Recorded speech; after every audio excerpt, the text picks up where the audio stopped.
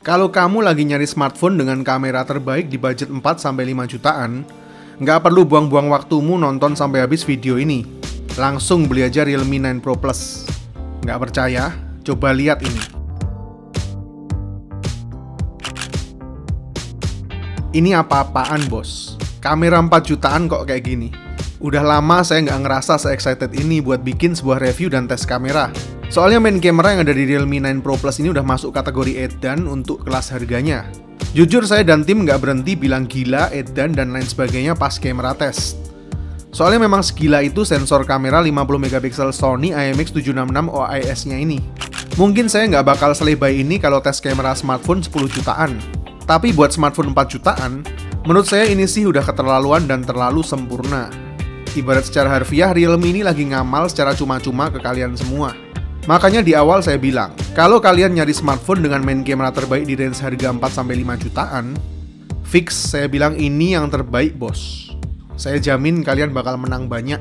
Coba lihat detailnya, seberapa luas dynamic range-nya, komposisi pencahayaannya, dan tone warnanya. Sempurna, bos. Awalnya pas saya lihat klaim-klaim Realme dengan foto-foto comparison-nya dengan HP-HP kelas flagship kayak iPhone dan Google Pixel, saya pikir Realme ini udah gila. Gimik boleh, bos, tapi ya jangan kelewatan saya pikir. Tapi pas saya tes kameranya, terus saya cek hasil fotonya di layar tablet 12,9 inch saya, boom, mind blowing. Memang sebagus itu kenyataannya, bro. Semakin bagus layar display kalian buat lihat foto-fotonya, maka dynamic range-nya juga semakin terlihat bagus. Kalau dari tadi kalian merasa saya lebay, kalian bisa download sendiri foto-foto uncompressed-nya yang sampai sengaja saya upload ke Google Drive. Yang linknya ada di kolom deskripsi. Coba deh kalian download, biar kita bisa bilang edan bareng-bareng. Bahkan saya udah lakukan comparison langsung beberapa foto di kondisi low light sama iPhone 13 Pro saya. Yang secara mengejutkan, dynamic range dan komposisi warnanya di kondisi low light, saya sendiri lebih suka yang ditampilin sama Realme 9 Pro Plus ini. Parah kan? Ibarat kata sensor ini lagi ngomong, apa itu noise? Saya nggak kenal kata noise. Soalnya emang beneran nggak ada noise-nya, bahkan di kondisi gelap total kayak gini. Bahkan buat night video recording sekalipun tetap clear tanpa noise. Mantep kan? Selain itu di mode street photography 2.0-nya ini juga punya fitur Smart Long Exposure yang bisa buat main-main dalam gelap kayak gini.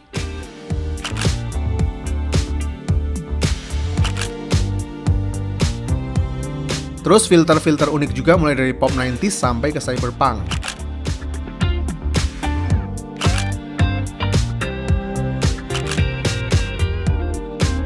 Jujur untuk main kamera 50MP Sony IMX766 OIS-nya ini, saya sama sekali nggak ada komplain alias terlalu perfect untuk HP sekelas mid-range. Mantap di semua jenis kondisi pencahayaan. Di mode portraitnya detail dan tone warnanya masih sama cakepnya, cuma di beberapa kondisi backlight aja separasi objek ke backgroundnya masih kurang begitu rapi.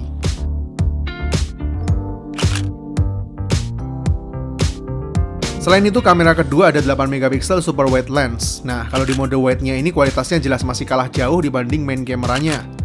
Meskipun saya suka sudutnya yang luas banget 119 derajat, tapi untuk detail dan dynamic range-nya standar-standar aja. Dan masih kurang begitu tangguh juga buat kondisi backlight. Tapi kalau angle-nya pas kayak gini ya tetap mantap. Begitu juga dengan kamera ketiganya 2MP super macro lens, yang menurut saya standar-standar aja. Soalnya udah terlanjur lihat main kameranya yang luar biasa. Jadi di mode lainnya jadi terasa biasa-biasa aja. Nah, pasti pada penasaran kan sama video recording kamera belakangnya udah pakai OIS. Kira-kira begini kualitas video recording di mode 1080p. Detail masih oke, auto exposure oke, dynamic range-nya standar, OIS-nya lumayan. Tapi frame rate-nya masih kurang begitu smooth.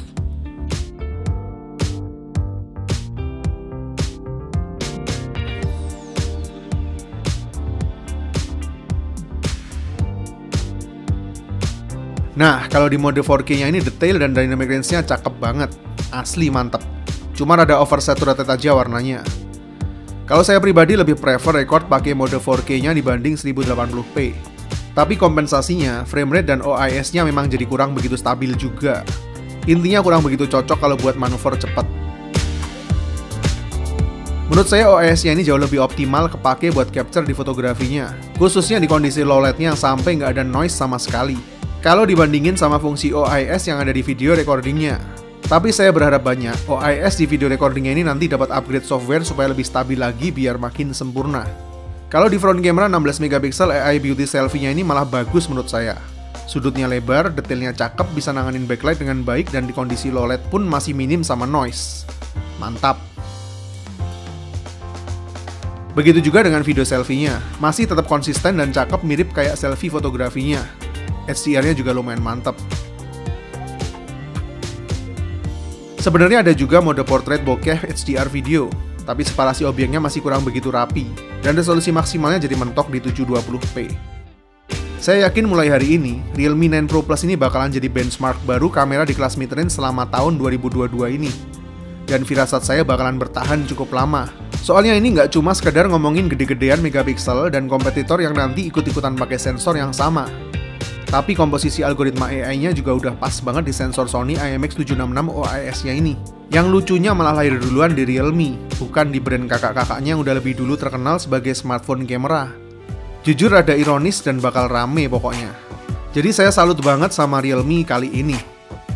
Desainnya juga menarik, soalnya Realme 9 Pro Plus ini termasuk yang paling tipis untuk Realme seri angka. Tipisnya cuma 7,99 mm dan beratnya cuma 182 gram. Jadi handheldnya ini enteng banget. Yang saya hands-on ini varian warna Sunrise Blue, tapi uniknya bisa berubah warna jadi merah kalau kena sinar matahari. Buat balik ke warna aslinya lagi butuh waktu sekitar 2-5 menitan, tergantung seberapa banyak paparan sinar UV-nya. Keren dan unik. Tapi karena punya tekstur kromatik, jelas masih gampang ninggalin bekas sidik jari. Overall bodinya ini solid dan terasa compact, sama sekali nggak terkesan murah meskipun masih pakai material plastik. Selain kameranya yang flagship banget, Realme 9 Pro Plus ini juga punya beberapa fitur ala flagship juga. Misalnya display 6,4 inch Super AMOLED-nya, yang peak brightness-nya udah nyampe 1000 nits. Dan uniknya selain punya fungsi in-display fingerprint scanner, tapi juga sekaligus sebagai heart rate detection kayak gini. Mantep kan? Meskipun termasuk gimmick, tapi biasanya fitur ini cuma ada di HP mahal. Dan ternyata hasilnya juga akurat setelah kita testing. Selain itu, X-Axis Tactile Engine yang ada di Realme GT Neo 2 juga ada di Realme 9 Pro Plus ini. Fitur getaran yang sama bagusnya kayak yang ada di smartphone flagship sekelas iPhone. Kualitas displaynya menurut saya juga sangat memuaskan buat smartphone 4 jutaan. Vibrance banget. Dan yang paling saya suka black levelnya mantep. Jadi kalau buat lihat gambar-gambar resolusi tinggi, dynamic range-nya juga keluar banget. Dipakai di outdoor juga masih oke.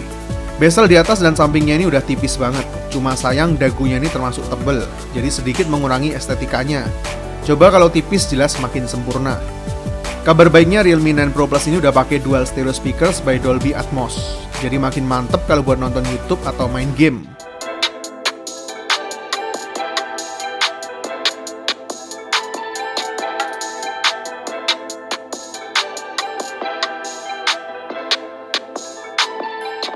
Kita testing buat main PUBG Mobile, setting grafik ada di HDR Ultra atau Smooth Extreme.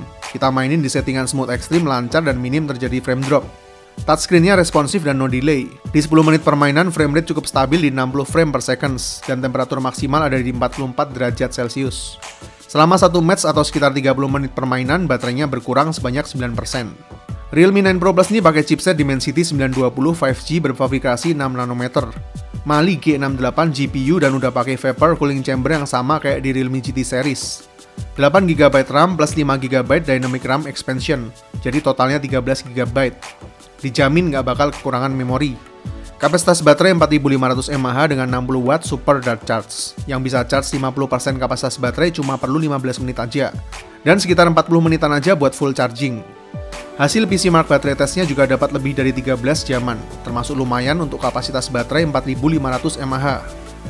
Terus kita testing Antutu versi 9, skornya ada di 480 ribuan. Dan ini hasil tes Geekbench 5, 3D Mark Wildlife, dan 3D Mark stress testnya.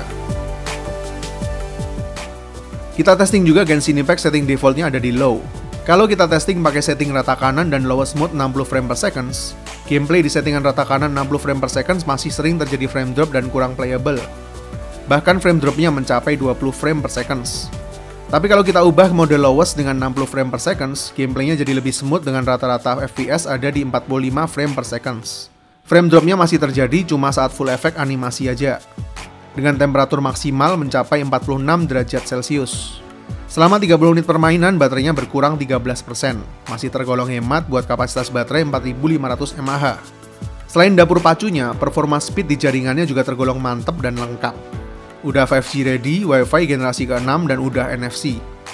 Realme 9 Pro Plus yang saya review ini internal storage-nya 128GB. Nah, cuma sayang di Realme 9 Pro Plus ini belum ada slot buat nambah micro SD. Tapi untungnya masih ada varian 256GB buat yang butuh penyimpanan lebih gede lagi. Jadi kalau soal performa, menurut saya Dimensity 920 5G ini memang lebih concern ke urusan kestabilan performa dan efisiensi daya kalau dibandingin sama kecepatan. Speednya sih so-so aja, kurang cocok kalau buat ngebut. Tapi untuk range harga 4 jutaan, Dimensity 920 5G ini kestabilan performa dan durability-nya udah mantep banget buat dijadiin daily driver. Soalnya baterainya tergolong awet dan nggak panas. Oke, kesimpulannya. Realme 9 Pro Plus ini jelas sangat layak kalau diklaim sama Realme sebagai smartphone flagship in mid-range. Khususnya yang paling utama jelas di area fotografinya yang bagi saya over the top dan paling the best saat ini di kelas harganya. Selain fotografinya yang saya suka, selanjutnya ada di kelengkapan fitur-fitur yang ngeboyong hampir semua fitur-fitur flagship. Kayak layar displaynya yang punya kualitas kelas Realme GT series, begitu juga dengan vapor cooling chambernya, total RAM 13GB, Wi-Fi generasi ke-6, 60W super dark charge, bodinya yang tipis, inovasi LED shift design, bahkan detail kecil kayak X-axis tactile engine yang nambah kesan premium. Yang menurut saya kalau dibanderol di harga 4 jutaan itu terlalu murah, dan auto menang banyak buat kalian yang beli. Jadi kalau memang Realme niat bikin ribut pasar smartphone kelas mid-range, saya harap harga Realme 9 Pro Plus ini jangan terlalu deket sama angka 5 juta. Saya jamin bakalan auto laku keras. Soalnya buat saya pribadi, kualitas fotografinya sendiri aja udah jadi deal maker paling krusial, yang nggak bakalan disaingi brand lain dalam waktu deket ini. Akhir kata, Realme 9 Pro Plus ini sangat worth it dan layak kalian beli. Dan buruan aja dibeli sebelum barang jadi goib di pasaran. Saya Vian, see you in the next videos.